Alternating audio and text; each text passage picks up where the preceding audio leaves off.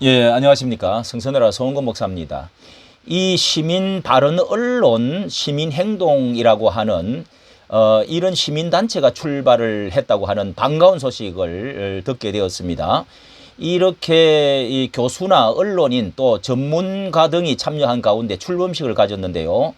우리가 이 정말 저도 이런 SNS 유튜브 같은 이런 것들을 하면서 정말 많이 느끼고 우리 사회가 얼마나 병들고 거짓의 그 산들이 그 적폐로 쌓여 있는지 이런 것이 무너져야 되고 이 카르텔로 형성되어져서 이렇게 춤추는 이런 것들이 파쇄되어져야 됩니다. 이것이 이렇게 이념으로 이런 것이 굳어지게 되면은 이게 이제 바로 대깨문 이런 것들이 되어지고, 그리고 머리가 깨어져도, 그리고 내가 강아지가 되어도, 강아지 딸이 되어도 좋다, 뭐 이런 것이 이제 이렇게 말이 형성이 되어져서 지금 해제가 되는데요. 자, 여기에 대해서 이런 거 소식, 가짜 뉴스와 자유민주주의의 위기 사단법인 바른 언론 시민행동 창립 기념 심포지엄이 이렇게 열렸네요. 자, 이렇게 정치권에서 거짓말, 그리고 정부의 조작된 통계 발표, 뭐 이런 소셜 미디어 등의 가짜 뉴스를 감시하고 검증하기 위한 시민단체라.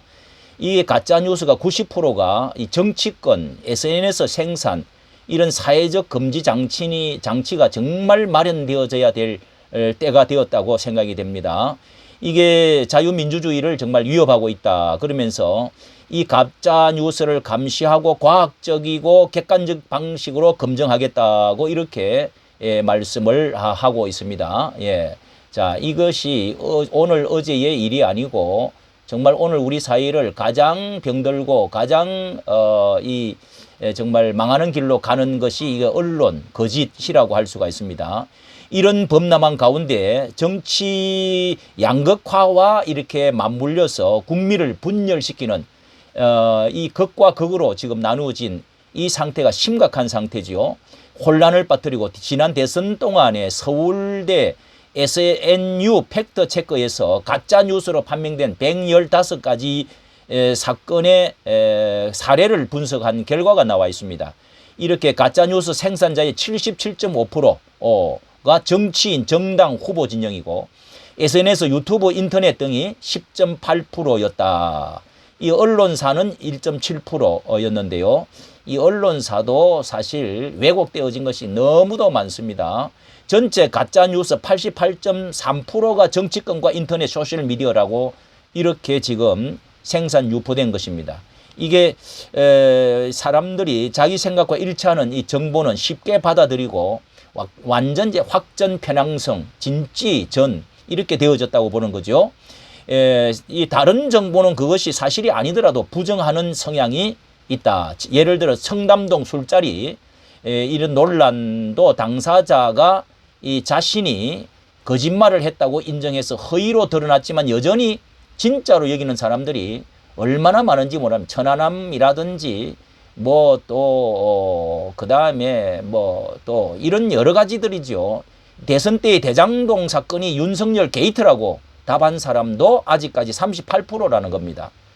정말 가짜뉴스로 정치인은 정치적인 이득을 보고 있고 일부 유튜버들은 이것 가지고 돈을 버는 데에 이용이 되어지고 강우병, 천안함, 세월호, 사드 전자파, 이 괴담들 이런 이게 이 정략적 목적의 가짜 뉴스지만은 아무도 누가 책임을 지고 있지 않습니다. 예, 이번 청담동 술자리 주장을 한 이 김의겸 의원도 곧바로 후원금 상한을 채웠다고 이렇게 우리가 보도를 들었습니다.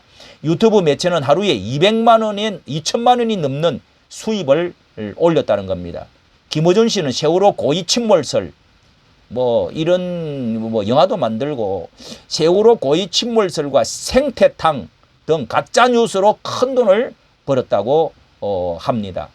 이재명 대표의 소년은 입소설 등도 국민의힘 주변에서 나돌아다니는 가짜 뉴스도 아직 있다고 말하고 있습니다. 이 가짜 뉴스 세상에 숨는 성자는 없습니다. 누구나 피해자가 될 수 있는데 시민단체와 언론, 학계 등이 힘을 합해 가짜 뉴스를 객관적으로 검증하고 막을 수 있다면 이 큰 이제 의미가 있을 것이다라고 하고 있습니다. 예, 이 성경에 보면은요, 이 민수기 성경에 신명기 27장에 그리고 또 여호수아 8장에 이 말씀들을 해놓은 것을 실제로 이제 실행을 하는 게 이 저주와 축복식, 이스라엘 민족이 가나안 땅에 들어가기 전에 너희는 이렇게 하라, 신명기에서 말씀을 하고 있고, 그 다음에 실제로 여호수아 7장에 정복하는 초기에 이거를 실행을 하고 있는 이 아주 거창하고 정말 그 울림이 있는 이런 축복, 이스라엘 민족 전체가 양편으로 나누어서서 너희들은 거기 들어가면 거리심산과 또 에발산이 있는데 제사장이 이 언약궤를 거기다가 메고 서고 중앙에 서고 양쪽으로 6지파 나누어서 거기에다가 이제 선언을 하면, 축복을 선언하면은 아멘, 이렇게 이제 저주를 또 선포하면은 아멘 아멘. 이제 들어가기 전에 하나님의 축복과 저주가 어디서부터 오느냐 이렇게 제사장들이 외치면은 그렇게 이제 거기 이제 에발산, 거리심산, 이 두 언덕이 있는데 낮은 산이 있는데요.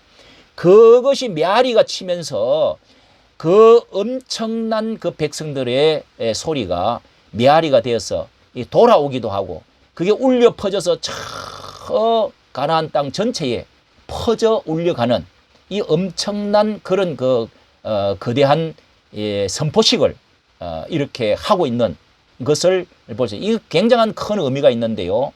이것이 바로 하나님의 언약식을 하는 거죠. 너희들에게 이렇게 거짓말을 하고 하나님의 명령 말씀대로 살지 않으면은 저주가 오고, 살면은 들어가도 나가도 떡반죽 그릇이, 자녀가 또 전쟁에 이렇게 하늘 문을 열고 복을 쏟아 부어 주신다 하는 것이 복이 너희에게 올 것이다.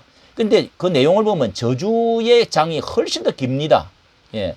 어쨌든 이렇게 골짜기에 세워놓고 나라가 세워지기 전에 엄청난 메아리와 그 함성으로 이렇게 전체에 울려 퍼질 수 있도록 그렇게 맹세식을 했다는 말씀이 나옵니다. 정말 이 하나님의 말씀은 바로 언약과 같이 절대로 거짓말한 이런 양심을 팔고 거짓말하고 또 왜곡하고 선동한 이런 모든 정치와 언론들이 정말 언젠가는 그게 저주로 돌아올 수 있다는 것입니다. 이것을 정말 언론이 정직하고 공정하고 바르게 행동해야 될 이런 좋은 사회적 검증장치, 이런 것을 마련한 것에 대해서 환영을 합니다. 이까지 감사합니다. 좋아요, 구독 부탁을 드립니다.